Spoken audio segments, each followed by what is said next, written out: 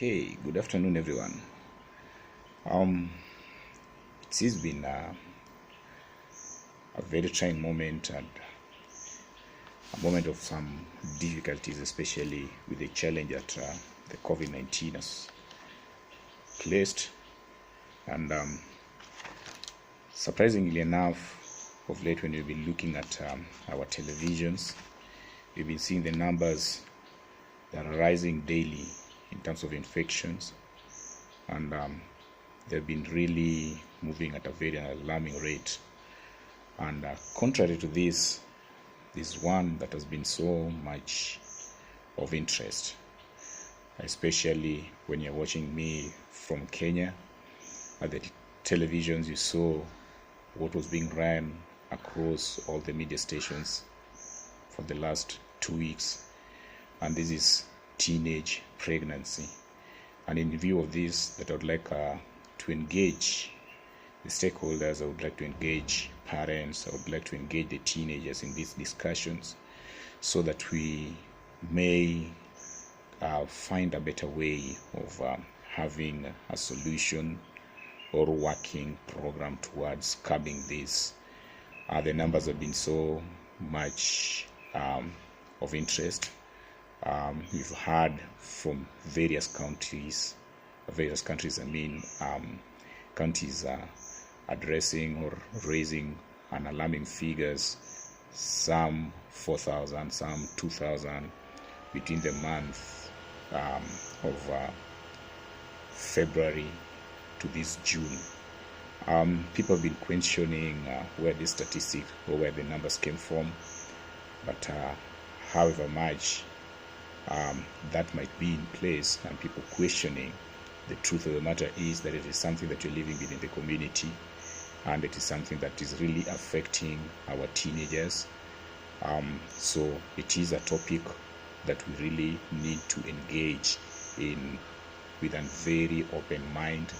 It is a responsibility that we cannot leave to the parents alone. It is a responsibility that we cannot leave to our leaders alone. But it is a responsibility that we as a community need really to engage in so that we come with a better way of curbing this. And with this view that Azimabet Solutions, in partnership with other stakeholders, would like to engage people in such discussion, and especially in view of helping our teenagers and our youth generally in the society.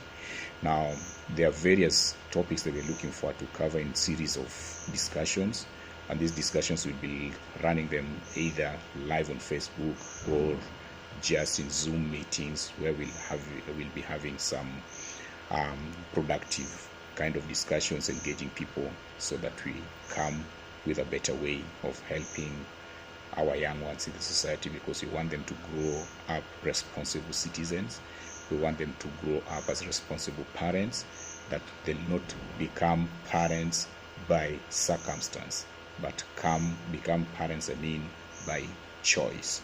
So one of our topics that we will be discussing in this series of our discussions is understanding sexuality. These are topics that we really need to engage our teenagers so that they're able to understand this topic, sexuality, well.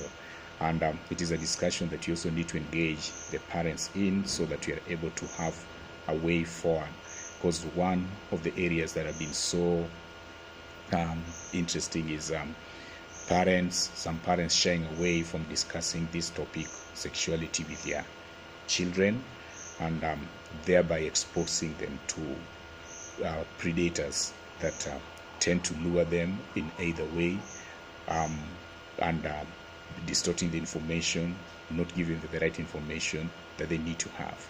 So understanding sexuality, we need to really help our teenagers and our young ones understand this topic of sexuality.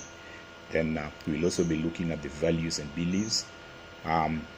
We believe, or I know that we have these teenagers, we have youths from different backgrounds, and they are from different cultural background, from different faith, and so they have values and beliefs as far as their coming up and their growing up is concerned. Then when you're talking of this, we can also not miss to talk about the mental health. Mental health also play a very big factor in the growth of our teenagers. So we will also be talking on social media and internet, the use of social media.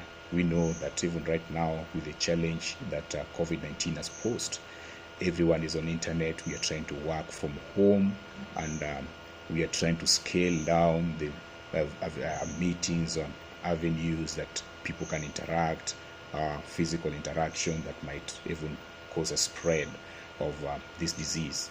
And for that, people have tended have resorted to using the internet, and also especially the social media platform as a way of communication.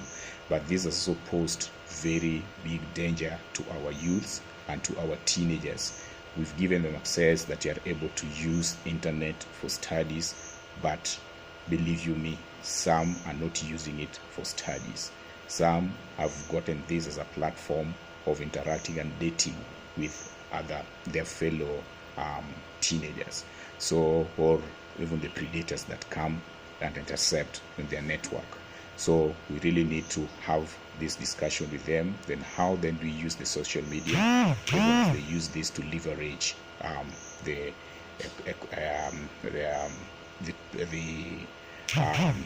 education. This teenage pregnancy, which is something that we really need to approach with an open mind, because this is something that is already with us in the society.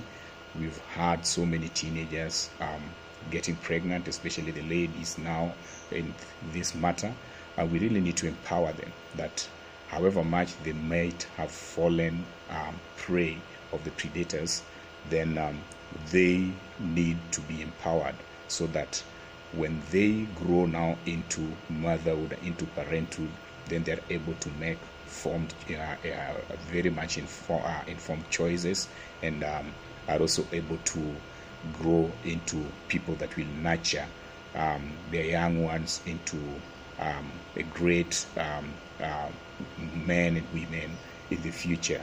And we also need to now encourage them, so that I know some of them who are also engaged in the education programs, and then having the pregnancy, we know that the period is about 9 months. This might even affect their calendar with education and all kind of stuff. Then how then do we help them run this without necessarily deviating from the main goal of their education, so that they become people that are of value to the society and also to the community? So we need to really engage them in this discussion, and we'll be welcoming panelists, specialists also from different backgrounds, from different area of profession, so that we have some quality discussion around this to help our teenagers. This drug and substance abuse, I know right now that most of our kids are out of school. Some of them are not engaged in programs that are productive, and they're left now just hanging around in the community, hanging around in the estate. Some of them have now become predators. Victims of circumstances where others have led them even to the misuse of drugs. So this is an area also we really need to address, and we really need to have a discussion around, so that we see how then do we help them, those that are already gotten into the drugs, how then can we help them cope? How can we help them reform? How can we help them come out of this? The addicts, how then can we help them also